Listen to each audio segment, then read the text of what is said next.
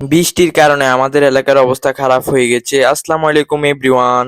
বিকালবেলা একটু বের হয়েছিলাম বাজারে যাওয়ার উদ্দেশ্যে, কারণ আমার বন্ধু বলছিল যে বাজার আজকে খেলা আছে, তাই জন্য খেলা দেখার জন্য বের হয়ে গেছিলাম। তখনই দেখলাম যে এলাকার অবস্থা খুবই খারাপ, সারাদিন বৃষ্টি হওয়ার কারণে। হাঁটতে হাঁটতে চলে আসছিলাম এই জায়গাটায়। প্রথমে এই জায়গাটায় এসে কিছুক্ষণ থাকার পর থাম্বনেলের জন্য পোজ নিলাম, পরে হাঁটতে হাঁটতে চলে আসছিলাম খেলার মাঠে। এসে দেখলাম যে খেলা শুরু হয়ে গেছে। এখানে দাঁড়িয়ে দাঁড়িয়ে কিছুক্ষণ খেলা দেখার পরে চলে আসছিলাম সেলুনে, কারণ আমি ভাবছিলাম একটু চুল দাড়ি কাটবো। বৃষ্টির কারণে কারণ ছিল না, তাই জন্য আর কাটা হয়নি। পরে চলে আসছিলাম এই দোকানে। এই দোকান থেকে আমার বন্ধু সবার জন্য চা অর্ডার করে নিল, আর আজকে মূলত এই সবাইকে চাটা খাওয়াবে। আর চাটা খাইতে ভাই পুরাই ফালতু ছিল। পরে হাঁটতে হাঁটতে চলে আসছিলাম বাড়িতে।